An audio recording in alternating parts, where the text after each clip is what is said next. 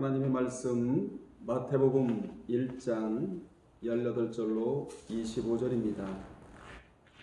우리 깨닫는 마음으로 한 음성으로 합독합니다. 예수 그리스도의 나심은 이러하니라. 그의 어머니 마리아가 요셉과 약혼하고 동거하기 전에 성령으로 잉태된 것이 나타났더니 그의 남편 요셉은 의로운 사람이라 그를 드러내지 아니하고 가만히 끊고자 하여 이 일을 생각할 때에 주의 사자가 현몽하여 이르되 다윗의 자손 요셉아 내 아내 마리아 데려오기를 무서워하지 말라. 그에게 잉태된 자는 성령으로 된 것이라.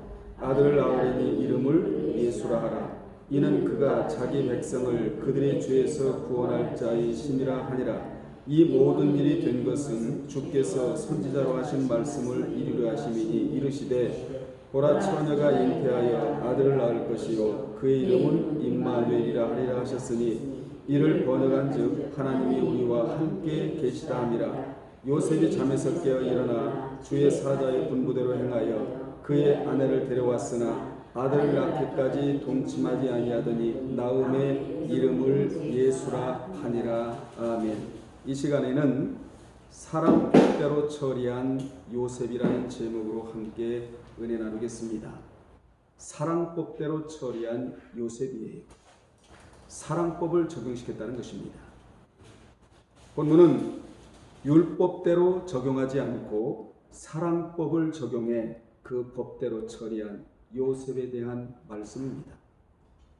세상에는 자연법이 있고 상식법이 있고 세상법이 있고 도덕법이 있고 그리고 율법이 있고 그 위에 최고한 법이 바로 사랑법이 자리하고 있습니다. 그런데 오늘 본문의 요셉은 최고한 법, 사랑법을 적용시켰다는 것이 우리로 하여금 교훈으로 다가오는 것입니다. 만약 그가 율법대로 처리했다면 마리아는 돌에 죽어야만 했습니다. 돌에 맞아 죽어야만 했습니다. 그 당시 개인이 타락을 하면 돌이 심판의 도구였었습니다. 집단이 타락을 하면 하나님께서 이웃나라를 들어서 이스라엘을 깨우치기 위함으로 심판하셨습니다. 그렇습니다. 만약 요셉이 율법대로 처리했으면 마리아는 돌에 맞아 죽어야 했지만 그는 사랑법대로 처리했기 때문에 마리아를 살릴 수가 있었습니다. 요셉은 레위기 19장 18절이나 야고보 2장 8절에 나오는 내 이웃을 사랑하라는 최고한 사랑법을 지킨 자이다. 당시 아브라함에서부터 요셉과 마리아까지 이어져 내려온 생명 계대는 예수님 탄생으로 그 절정에 이르게 됩니다. 당시 예수 그리스도의 탄생은 그 모친 마리아가 요셉과 정혼하고 동거하기 전에 성령으로 잉태가 되었는데 이렇게 잉태가 될 것에 대하여 이미 아브라함과 사라를 통하여 구약에서 먼저 보여주셨습니다. 구약은 뭐죠? 신약의 실체에 대한 그림자입니다. 모형이에요. 이삭이 잉태될 때는 아브라함의 나이가 100세였고 사라의 나이가 90세였는데 구약의 이삭의 출생은 곧 예수님 탄생의 그림자이자 모형이었다 그 말입니다. 당시 아브라함과 사라의 잉태는 생략적으로는 불가능했습니다. 그런데 성령으로 잉태가 됐다는 것입니다. 성령의 역사로 말미암아 잉태가 됐다는 것이에요. 신약의 요셉과 마리아의 잉태도 불가능한 상태였는데 왜 불가능한 상태였냐면 한 인간이 태어나려면 남자의 정자와 여자의 남자가 합쳐질 때 새로운 생명이 태어나기 때문에 그렇습니다. 그런데 동정녀인 마리아에게서 예수가 잉태되었다는 것입니다. 이것도 성령으로 잉태가 된 것이다. 아멘. 아브라함과 사라의 잉태도 성령으로 잉태가 된 것이고 마리아와 요셉 마리아는 동정녀 있잖아요. 남자를 가까이 하지 않은 동정녀에게서 예수가 잉태된 것도 성령으로 말미암아 잉태된 것이다. 아멘. 그러면 왜 남자를 가까이 하지 않은 동정녀에게서 예수가 태어나실 수밖에 없었는가? 만약 마리아가 요셉과 동침하여 예수님이 태어나시게 된다면 유전죄인으로 태어나시기 때문입니다. 그러면 온 인류의 죄를 대속할 수가 없기 때문이에요. 이에 대한 답이 시편 51편 5절에 내가 죄악 중에 출생하였으며 모친이 죄 중에 나를 잉태하였나이다 라고 하여 인간은 잉태되면서부터 유전죄가 유전된다는 것을 우리로 하여금 알게 합니다. 로마서 5장 12절에 그런 말씀이 나오고 있지 않습니까? 남녀가 하나 되어 잉태되면 죄인으로 태어나기 때문에 예수님은 죄가 없으신 분이라는 것을 알리시려고 동정녀의 몸을 빌려 태어나셨다는 것입니다. 히브리 4장 15절에 보면 예수님은 죄가 없으시다 이렇게 아예 단언을 해버려요. 그렇습니다. 죄인은 죄인을 대속할 수가 없기 때문에 그렇게 동정녀에게서 태어나실 수밖에 없었다. 여러분 생각해 보세요. 의인이 죄인을 대속하지 죄인이 어찌 의인을 대속할 수가 있겠습니까? 예수님은 흠없는 어린 양으로서 흠투성인 우리의 죄를 대속하시려고 성령으로 잉태가 되었다는 것입니다. 그러면 마리아의 잉태를 율법으로 처리하지 않고 사랑법으로 처리한 요셉은 누구냐 말이에요. 첫째, 요셉은 의로운 사람이었다고 열합절에서 말하고 있습니다. 요셉은 의로운 사람이었다. 이것이 요셉에 대한 첫 번째 평가입니다. 19절의 상반절에 보면 요셉은 의로운 사람이라고 증언하고 있는데 의로운 사람이라는 것은 정직하다는 말이고 그리고 거짓말을 못한다는 말이며 구약의 율법대로 실행하고 있었다는 의미입니다. 그는 칭의인은 이미 되었고 행의인이 되었다는 말입니다. 이같이 구약에도 대표적인 행인이 있고 신약에도 대표적인 행인이 있는데 그 중에 한 사람이 바로 요셉이고 누가복음 1장 5절로 6절에 나오는 사가랴, 엘리사벳이 바로 시대적인 행의인이었다 그 말입니다.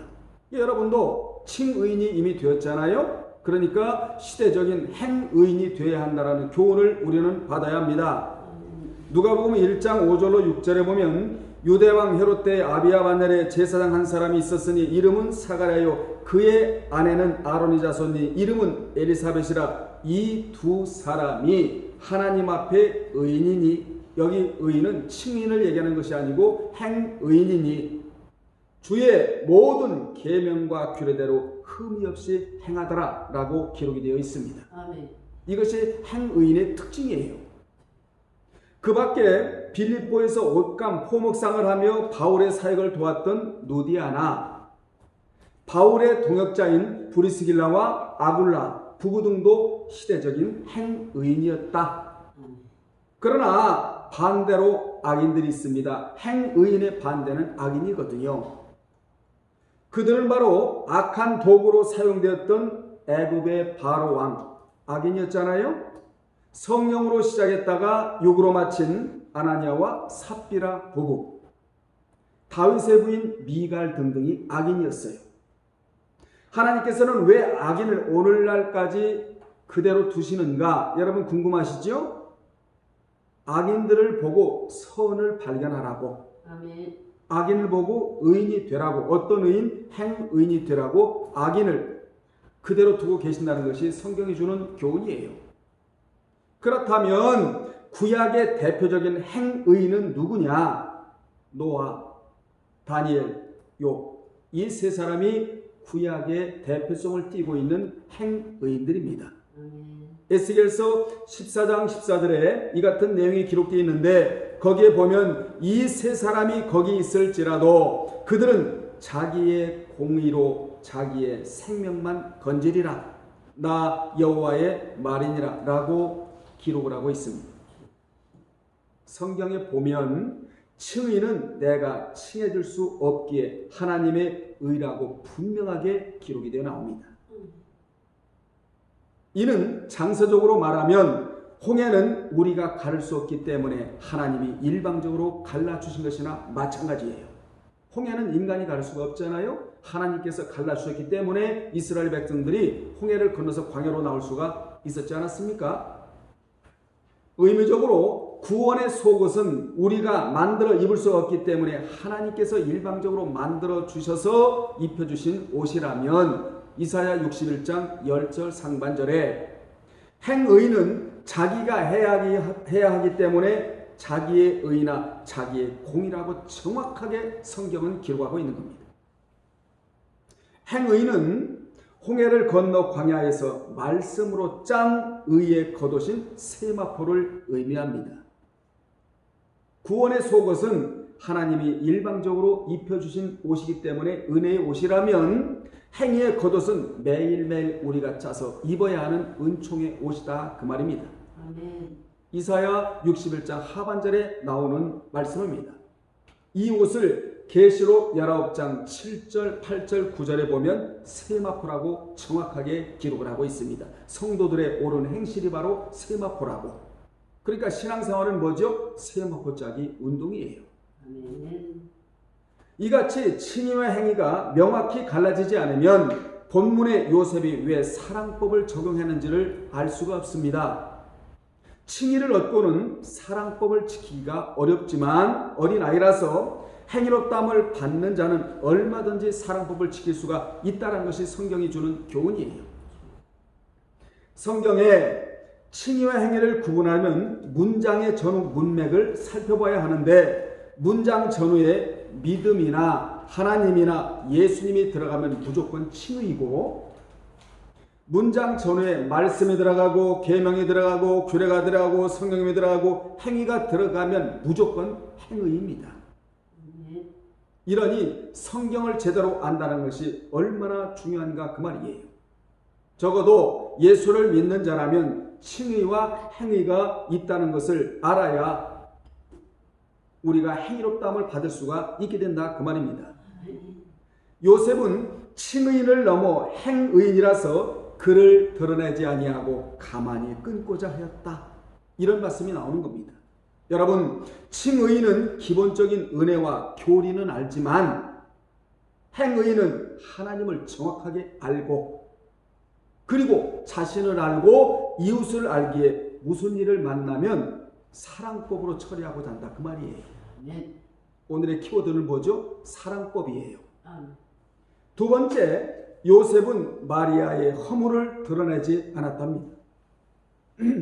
그는 율법인 신명기 22장 23절로 24절로 처리하지 않았어요. 그것이 허물을 드러내지 않은 것입니다. 율법인 신명기 22장 23절로 24절에는 처녀인 여자가 남자와 약혼한 후에 어떤 남자가 그를 성읍 중에서 만나 동침하면 너희는 그들을 둘 다 성읍 문으로 끌어내고 그들을 돌로 쳐 죽일 것이니 그 처녀는 성 안에 있으면서도 소리 지르지 아니하였으며 그 남자는 그 이웃의 아내를 욕보였음이니라. 너는 이같이 하여 너희 가운데에서 악을 제할지니라고 율법에 명시되어 있습니다. 이같이 율법에는 그런 자를 돌로 쳐서 죽여야 하는데 요셉은 율법으로 처리하지 않았다는 거예요. 사랑법으로 처리했다는 것이 오늘 본문이 주는 주된 교훈이다 그 말입니다. 그 사랑법으로 적용시켰다는 것이 뭐냐면 마리아의 허물을 드러내지 아니했다. 이렇게 그는 율법대로 처리한 것이 아니라 사랑법으로 처리하고자 했다. 우리 성도끼리도 사랑법으로 처리하면 얼마나 교회가 조용하고 건강해지겠는가 그 말이에요. 사랑하는 여러분, 오늘 이 영상을 보는 모든 분들은 율법으로 사람을 정죄하고 판단하고 허물을 들춰내지 마시고 사랑법으로 적용하여 건강하고 행복한 분들이 되시기를 주님의 이름으로 축원합니다. 아멘. 사랑법대로 처리하면 허물을 덮어주고 용서가 풍성해지는 겁니다. 여기서 우리는 의문 하나를 발견하게 됩니다. 그것은 바로 율법을 중요시 여기는 요셉이 왜 율법대로 처리하지 않고 사랑법대로 처리했느냐는 것입니다. 그 답을 19절에서 주고 있는데 그를 드러내지 아니하고 가만히 끊고자 하여 라는 말씀이 답을 주고 있는 겁니다.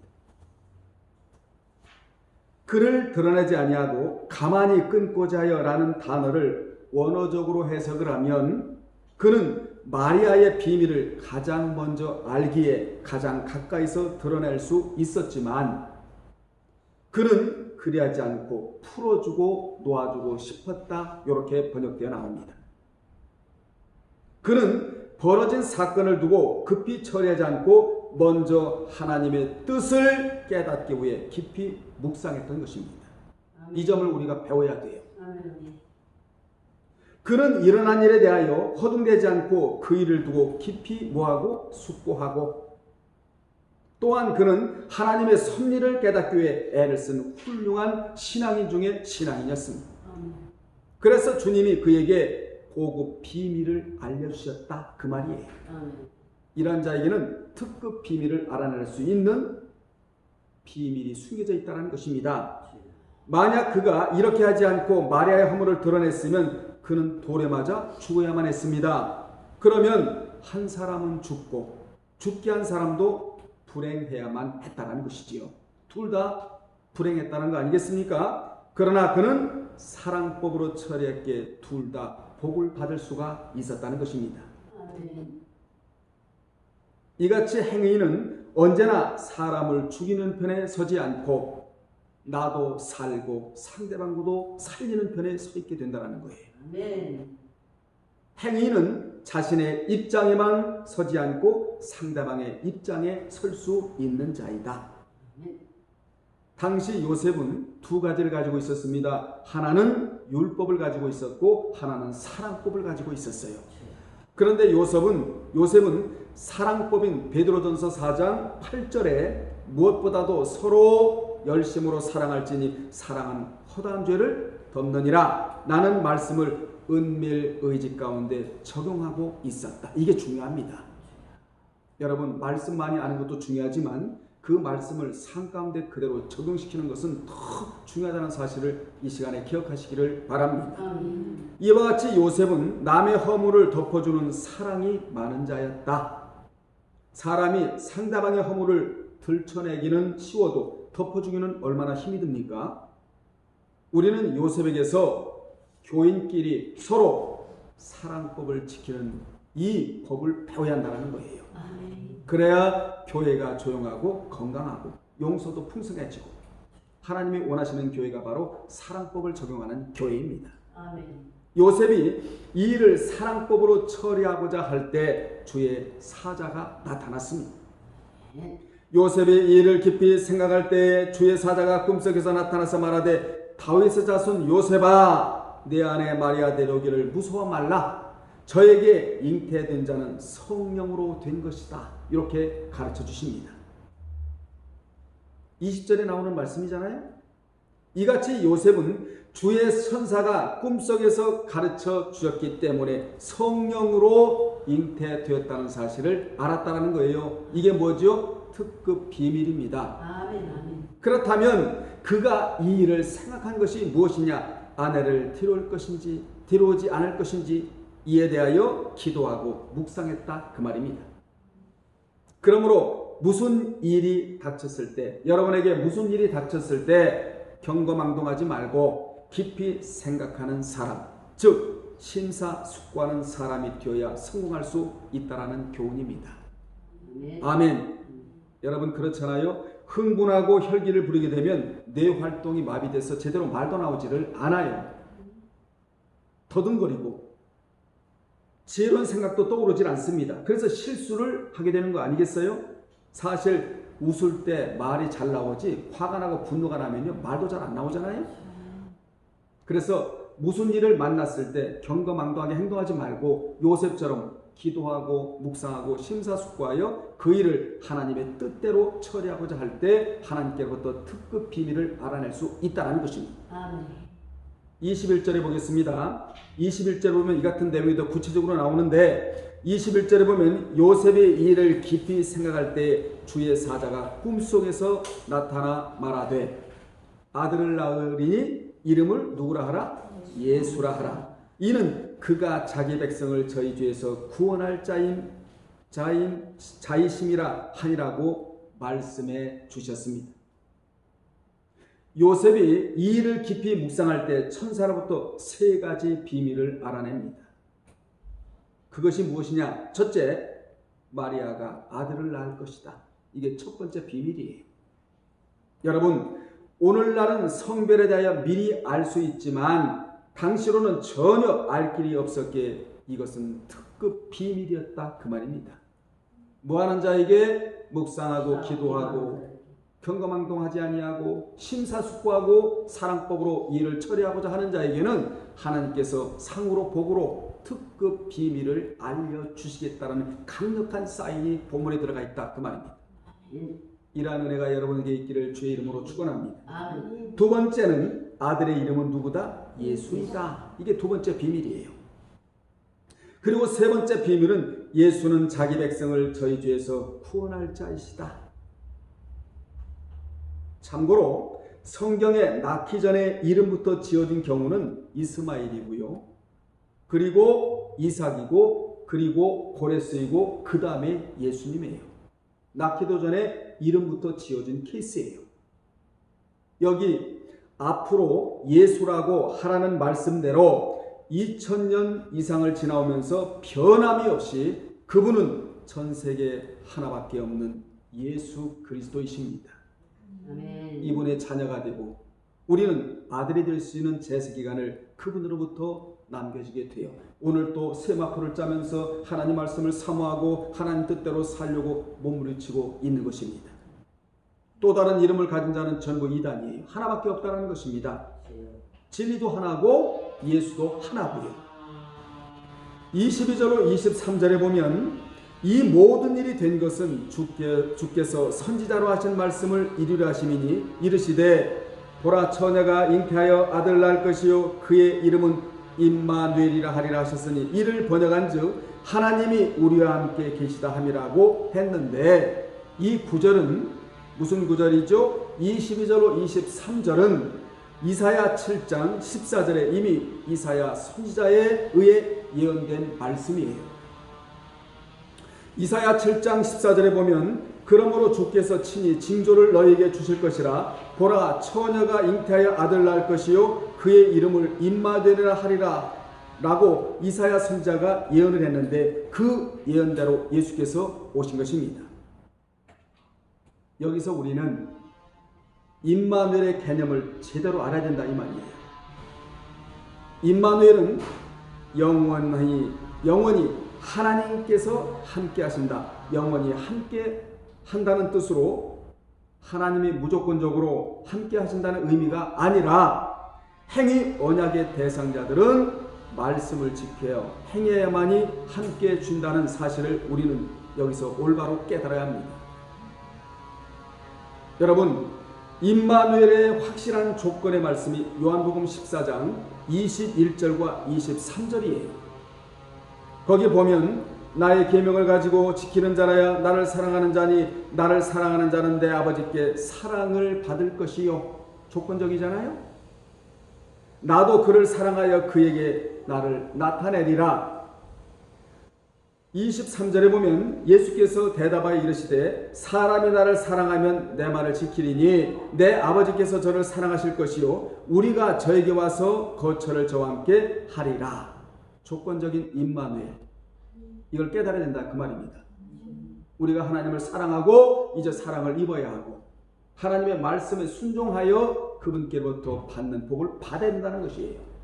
뿐만 아니라 요한일서 5장 3절에 보면 하나님을 사랑하는 것은 이것이니 우리가 그의 계명들을 지키는 것이라. 그의 계명들은 절대로 무거운 것이 아니로다. 그렇습니다. 하나님을 사랑하고 하나님을 경외하고 하나님을 공경하는 자는 절대로 계명을 무겁게 여기지를 않습니다.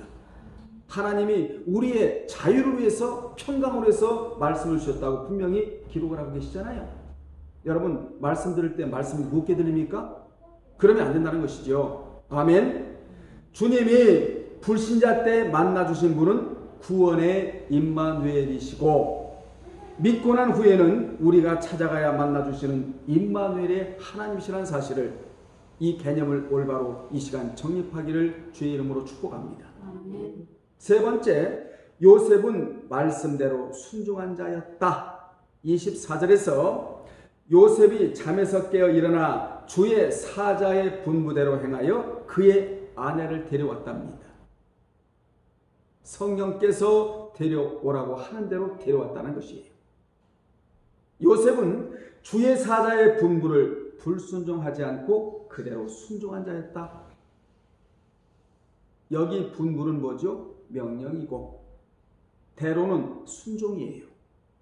분부는 명령이고 대로는 순종인데 우리에게 분부는 있는데 대로가 없으면 불순종에 그치고 마는 겁니다.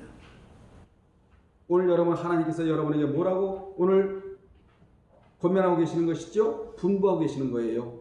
분부, 권고죠? 명령이에요. 이 분부에 우리는 대로가 있어야 한다. 아멘. 요셉은 분부대로 그대로 순종을 했다는 것입니다. 분부만 있고 대로가 없으면 불순종하는 자예요. 이같이 요셉은 주의 사자의 분부대로 의심하지 않고 잠에서 깨어 일어나 마리아를 데려왔습니다. 위에서도 언급했듯이 유대 풍습의 배경이 어디 나온다고 그랬죠? 신명기 22장 23절로 24절에 나오는데 그러한 상황 가운데서 아내를 데려왔다는 것은 율법보다도 사랑법으로 처리하라는 주님의 말씀에 그대로 순종을 했다는 것입니다. 아멘. 그는 법 중에서도 사랑법이 최고라는 사실을 알고 그 법을 적용을 했다.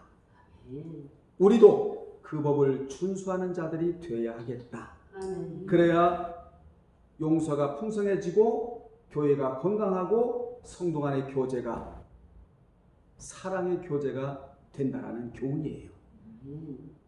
결론 내리겠습니다. 요셉은 어떤 사람이었다고요? 행의인이었다. 칭의인이 아니고 행의인이었다. 그리고 요셉은 남의 허물을 드러내지 않고자 깊이 생각할 줄 아는 자였다. 수고형했다는 거죠. 세 번째, 요셉은 분부대로 순종하는 자였다. 하나님은 분부하시고 명령하시고 요셉은 대로 그대로 순종하는 자였다. 우리는 어떤 자가 되어야 합니까? 대로의 사람이 되어야 합니다. 즉 순종의 사람이 되어야 한다 그 말입니다. 그는 한마디로 말하면 사랑법을 실천한 자였다. 이 법을 적용하고 살아가는 자에게는 특급 비밀을 알려주신다. 아멘. 굉장히 중요한 말씀을 제가 드리고 있는 겁니다. 아멘. 여러분도 이 법을 적용하고 살아가심으로 이 법을 적용하면 먼저 내가 살아요. 아멘. 내가 살고 누구도 살리고 남도 살리고. 그래서 사랑법을 적용시키고 살아갈 때 교회도 살고 가정도 살고 나라도 살고 민족도 살고 사회도 살고 모든 성도들을 살리는 바늘에 서 있게 된다는 교훈이에요. 아멘. 사랑하는 여러분들, 우리 모두 율법을 적용시켜서 정죄하는 자가 되지 마시고 사랑법을 적용시켜서 모든 일을 해결해 나가는 저와 여러분이 되시기를 주님의 이름으로 축원합니다. 아멘. 기도하겠습니다. 하나님 아버지, 요셉은 율법도 가지고 있었고 사랑법도 가지고 있는 자였습니다. 그런데 율법을 먼저 적용시키지 아니하고 사랑법으로 그 일을 처리하고자 했다고 했습니다. 그리할 때 하나님께서는 특급 비밀 세 가지를 알려주셨다 말씀해 주셨습니다.